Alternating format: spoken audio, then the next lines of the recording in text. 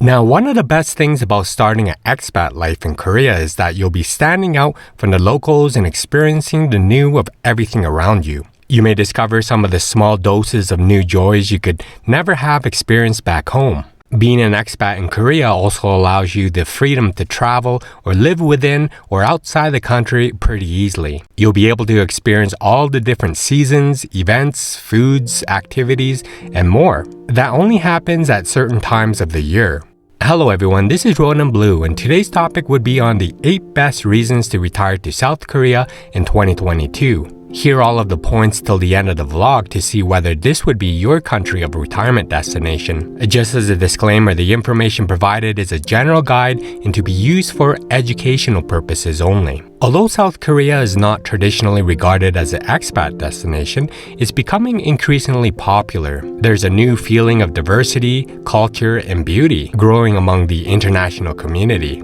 In being that foreigner, you can play with your uniqueness and accept that you're different and mix into all of it, where many expats overcome some of the challenges, but later figure out that many of the people are extremely warm and friendly. So all of this might be sitting and waiting for you with that affordable, comfortable living as well. But let's jump into more specific points about this country coming now. Number 1, culture in South Korea. Now, the population of South Korea would be around 51 million, exception of a small Chinese community of approximately 200,000, where the majority of Koreans share a similar cultural background. To understand the similarity, you need to understand its past, where Korea was once a strongly Confucian culture based on respect of its ancestors' age and seniority, and its ideology has today flowed into influencing Korean family, work life, and its social life as well. It all started from early Korean nomadic tribes who had been strongly influenced by ancient Chinese culture, but later splitting into discovering its own path of cultural development. You can see this in the Korean architecture of Chinese influence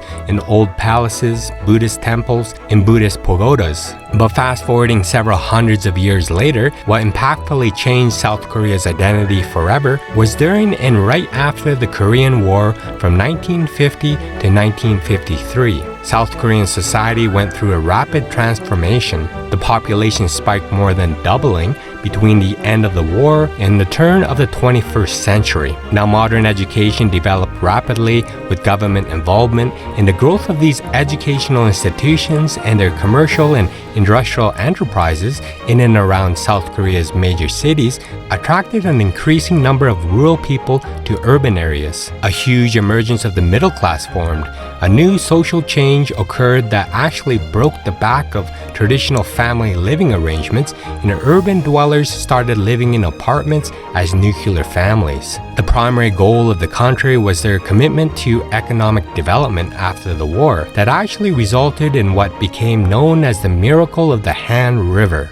Interesting enough, today, their growth in elements of new Korean culture, their modern popular culture, spread across the globe. Korean popular music, or K-pop, emerged internationally in the 21st century and became one of South Korea's most visible cultural exports. Even Korean film spread as well. But you can see that today, the number of foreign nationals in South Korea is noticeably increasing rapidly. There are more than 2.5 million foreigners that live in the country today, with more than 270,000 in Seoul alone, many even making it a retirement location into their golden years. Number 2, places to live in South Korea. Busan. Now, Busan is a large port city with a laid-back feel. There's this mix of the city life and the beach life with 3 major beaches and historical sites you can relax at. If you're a beach bum, there are main beaches that sometimes do get busy, but there are quieter beaches to hang out at as well. It has a lot of Western conveniences and has a reputation of being very safe for foreigners and residents alike. It's actually a culturally rich city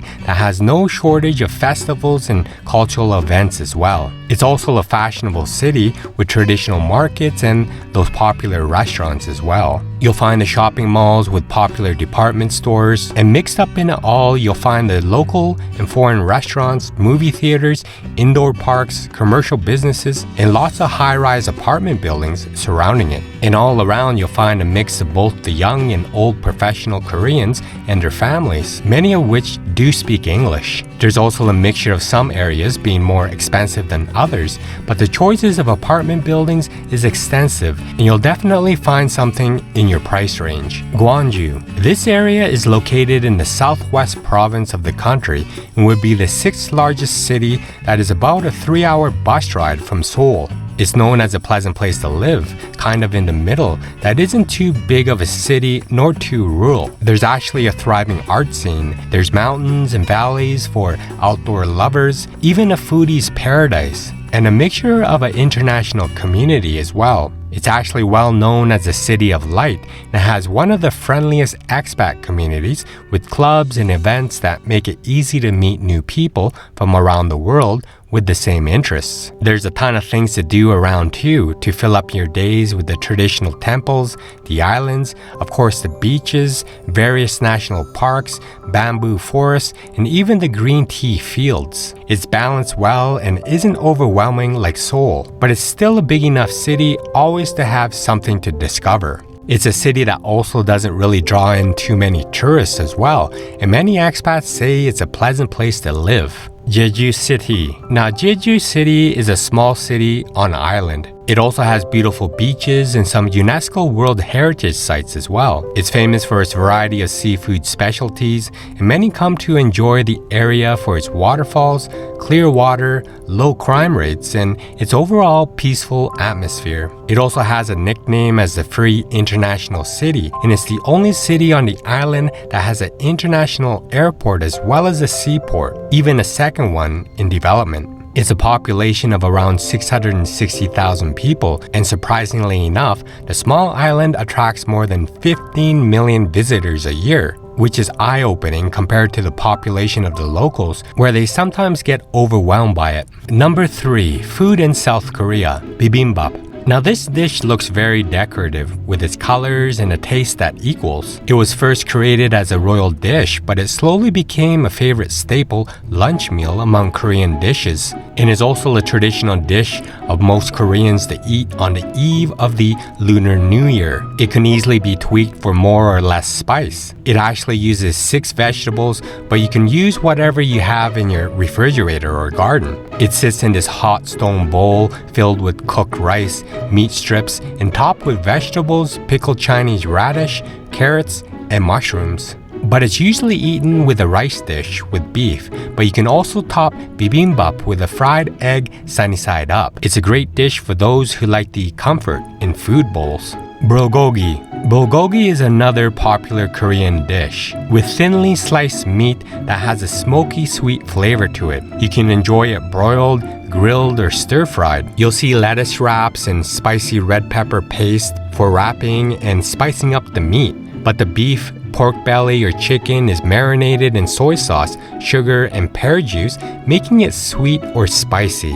Then it's cooked on a hot plate on the table to add an additional smoky flavor to it. Kampoongi. This would be deep-fried chicken in Korea. Yup, they have this as well. But this one having a spicy sauce, sesame seeds, and peanuts on a tray mixed in. Fried chicken is really popular in Korea, and this is a spicy, garlicky way of preparing it that makes it popular. Pieces of chicken are marinated, double deep fried, and covered in a kampoon chili oil-based sauce. Number 4, entertainment in South Korea. Now you'll find that South Korea is very modern, and the capital city of Seoul offers this urban metropolis that includes even a fantastic nightlife, where you'll also get a chance to discover the latest of technological marvels. But it's also home to scenic national parks where you can just relax, slow down, and enjoy the atmosphere. But there are a number of small cities around Seoul as well to enjoy, where you can easily get to from Seoul by car or train. each with their gems to offer that are not so well known by the majority of tourists. Jeonju would be the area that is filled with temples and museums, a great way to embrace the local culture and to get to know its history. There's these traditional homes lined up from the early 20th century. There's a lot of places where you can go hiking as well, if you're into that, where you'll find jagged and rocky mountain peaks, crystal clear streams, and stunning lakes. Of course, there's the Jeju Island, spoken of before, that has many nicknames. It's been sometimes called the Island of the Gods. Here you'll find beautiful beaches, lava tubes, and lush green scenery, and even amusement parks. Now, if you're brave enough, you can even go to the DMZ, a demilitarized zone, a boundary area between North and South Korea that has a ceasefire zone. You can actually physically stand in North Korea within a building that also houses South Korean soldiers. There's plenty of great street food you can eat as well, everywhere. Spicy rice cakes, sweet pancakes, seaweed rice rolls, and classic chicken skewers. Cafe hopping in Seoul is another fun thing to do that many do to enjoy their time as well. You'll find large selections of cafes of your choosing. You can eat tarts, go to tea houses to try all sorts of green tea desserts. You can go to Seoul's underground as well, walking through a subway at one moment, then finding yourself in a massive underground shopping paradise where the shops are actually open from 10 p.m. to 5 a.m. in the morning. Number 5. Cost of living in South Korea. Now, the majority of people in South Korea actually live in small apartments, and the prices depend on the location of their apartment, the facilities, and whether it's a new building or an old one. Now, the minimum wage of South Korea is about 8,590 won as of now. So that turns out to be about $62 a day, so about $1,350 USD monthly at the time of this vlog. A meal at an inexpensive restaurant would be $7.19 between $4.94 and $9.73 USD. A meal for 2 people at a mid-range restaurant for a 3-course meal would be $44 between $35 and $89 USD. Basic utilities for an apartment would be $192 between $134 and $286 USD per month. An apartment 1 bedroom in city center would be $896 between $539 and $1,347 USD per month. An apartment 1 bedroom outside a city center would be $632 between $359 and $1,078 USD per month. An apartment 3 bedrooms in city center would be $2,469 between $1,796 and $4,000 USD per month. An apartment 3 bedrooms outside a city center would be $1,309 between $988 and $2,000 USD per month. But the average cost of living in Seoul, the capital,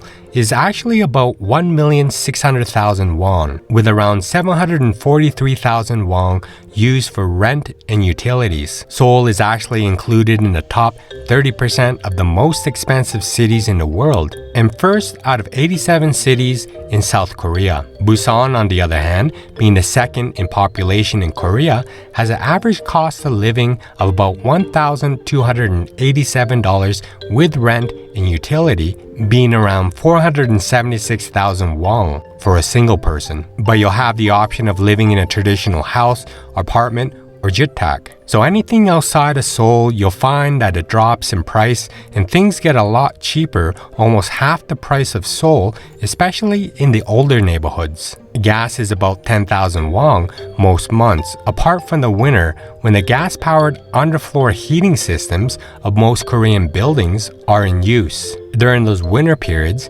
gas bills are often in excess of 100,000 won per month and can be even higher if you leave the heating on all day. But the same goes for air conditioning units in the summer. But you do have the option to turn off the underfloor and gas heating and get a space heater instead. It's affordable and you can make your place warm quick with some options as cheap as $30. You'll find smartphone packages of about 30,000 to 40,000 won. But there are unlimited data plans that could cost anywhere from $60 to $120 depending on your carrier and exact specifications. Cinema tickets are usually in the 10,000 or 12,000 won range, with snacks costing another 10,000 won on top of that. The cost of public transportation in Korea for a bus or subway will cost between 1,250 won and 2,000 won depending on the distance, and transfers between different types of transportation are free.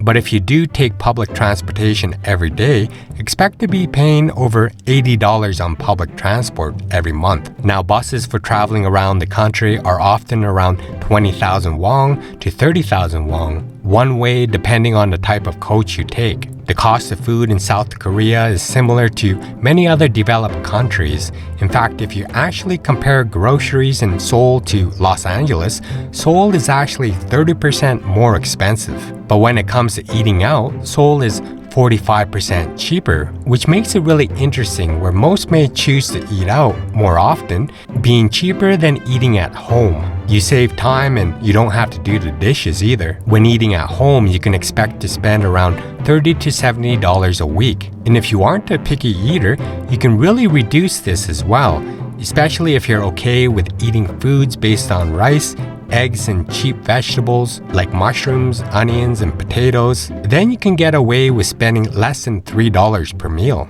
But as soon as you add any meat, the prices will rapidly increase. But overall, it's still cheaper to still eat at home in Korea than compared to other countries. But most other countries don't offer the cheaper options for dining out. So by spending around $1,500 to $2,000 USD a month, you'll be living a fairly comfortable living, and you'll get much better housing and food as well than the States. Number 6, buy property in South Korea. Now, there have been a number of foreigners that have come into Korea to buy property, and in the majority of the cases, they generally don't have any issues to buy it. But it's always best to get a reputable real estate agent to explain the various ways you could. It's actually not easy for non-residents to apply for mortgages, but it's still possible to do so. The option to apply from the United States is available, or you can just pay by cash. Now, Seoul's housing market is the least affordable in South Korea. Housing is much more affordable in outlying areas of Seoul. But in general, housing in Korea is less expensive than the US. But keep in mind that remittance of revenue or profit from property in Korea is not allowed. A foreigner who wants to enjoy rental income has two options. One is to establish a stock company or corporation, where it's possible for a foreigner to purchase property through a stock company, then remit the revenue out of the country in the form of dividends. Another way would be to register a limited liability company and pay the tax before remitting the money. But there are minimum capital requirements. But this issue of remittance is one reason why foreigners tend to hold Korean property through a stock company or a limited liability company. But if you want to know further points on buying property in South Korea, there are numerous resources online. Too many points to mention in this one vlog. Number 7, healthcare in South Korea. Now, the prices in South Korea for medical insurance are very reasonable and far lower than most other countries. Foreigners are actually eligible for the national health insurance after being in Korea for 3 to 6 months. The insurance costs about $50 per month, but Korea provides national health insurance to all citizens through the National Health Insurance Corporation under the Korean Ministry of Health and Wellness. You're also free to choose your doctors and hospitals yourself. Most of the country's doctors are in private practice. Most hospitals are privately owned. But South Korea has excellent medical care with state-of-the-art equipment and high-quality service, the best of which you'll find in Seoul and Busan. They have actually become locations for medical tourism where both public and private healthcare are available. Number 8, How to live in South Korea. Now this point is true for any country. To live in a new country, you'll need a visa no matter how long your duration is. Now in South Korea, you'll need to apply for what's called the Alien Registration Card, where you'll have 90 days after arrival to apply for this card. And if you do spend your years in Korea, once you become a long-term visa holder, you'll be able to apply for residency in South Korea. And to qualify for this, there's a language proficiency test, knowledge of Korean history, 5 years of proven residency, and to pass an interview and written test. So it's not really the easiest of places to retire to, and unfortunately they don't have a retirement program like they do in most of the Latin American countries. But there is still a growing expat community. This is evident with all of the different cultural meetups with people from all over the world. But if you are considering becoming an expat in Korea, there are many people who do so by doing a wide range of jobs. In studying in some of Korea's innovative universities, you'll need to apply for an employment visa to work in Korea. Now these are typically classed as E-type visas and cover various forms of employment, including professors and teachers, entertainers, professionals, and researchers. Now there's also US soldiers keeping Korea safe in army bases across the country as well. There's also migrant workers, English teachers, and other nationals with a love or connection to Korea. So as you can see, there's a mix of different backgrounds of people living in Korea as expats. And you'll find that the vast majority of these expats in Korea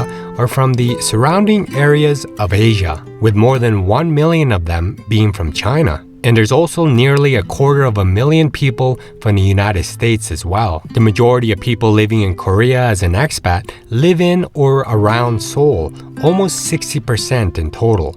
But the number of Western expats from native English-speaking countries would include the United States, UK, Australia, New Zealand, Ireland, South Africa, and Canada. Now, there are lots of jobs teaching English in Korea, and there's actually approximately 24,000 expats teaching English in Korea at any given time, with many arriving or departing each year. Now, for those that have reached all the way here, let's talk about the pros and cons in living in South Korea, starting with the pros. Efficiency and discipline. Now, life in Seoul is fast. Everything about it is fast. It's not only just the fast internet, even getting it installed in your house or ordering a new phone online is fast as well. The city is fast, always moving, and always changing. You'll see a cafe one day, then becoming a restaurant the next. You'll also see small villas convert into an apartment complex in less than a month. Now, it may be seen as stressful for some,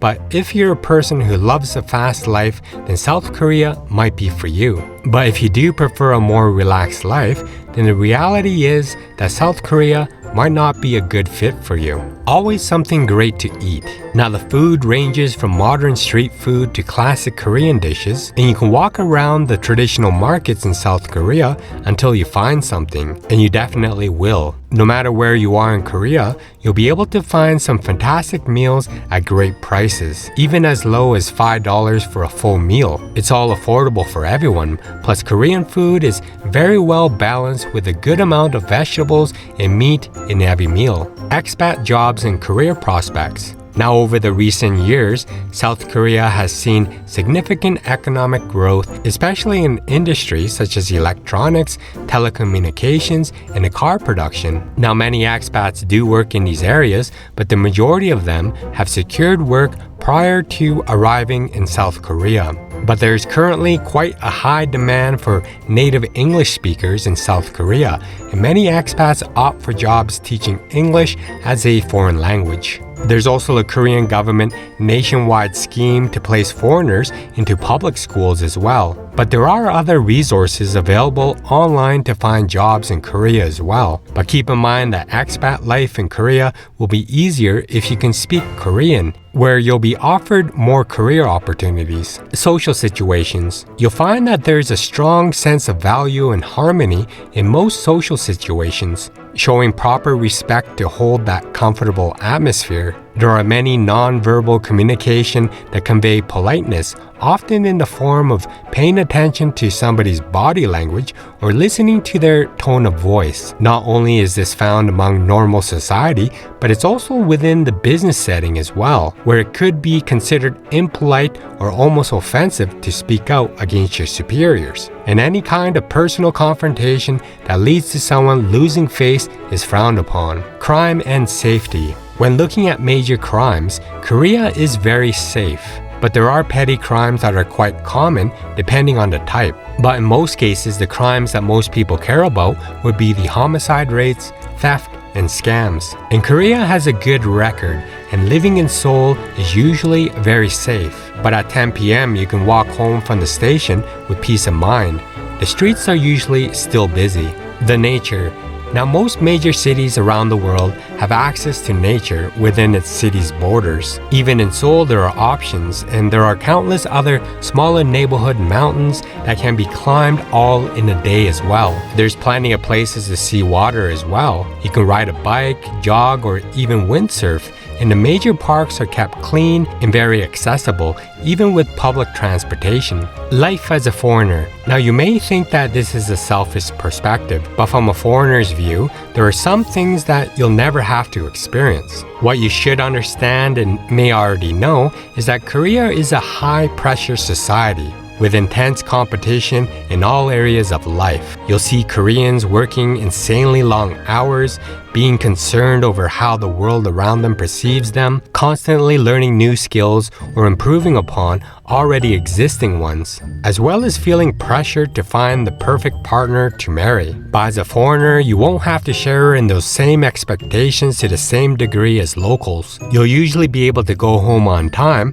when you're finished at work, and you can choose your lifestyle more freely without additional pressure. But the trade-off is you'll always be seen as a foreigner. No matter how good your Korean skill is, how long you've lived there, where you work or went to school, or what your visa or marital status is, you'll always be a foreigner. After all, it's a homogeneous society where it's not designed to assimilate foreigners, although most will do a great job. Now let's talk about the cons of living in South Korea. Air pollution. Now, noise and air pollution, especially in Seoul, is an issue. You may need to wear a mask or take care of your health. If you have lung conditions like asthma, it's worth being more careful. Make sure to get an air purifier and an air quality monitor for your house. But the air quality is usually of an okay quality, but there are quite often days when it's very bad. You may think at first it may not seem bad, but you need to remember that breathing is constant. It's something you passively do, and something you can't simply avoid. Among the expats living in Korea, air quality is one of the biggest issues that they have with staying in South Korea long term. Crowded everywhere and stressful. Now, you might hear this a lot, that South Korea is stressful. It was actually ranked as being the most stressful developed country in the world. The crowds and the traffic.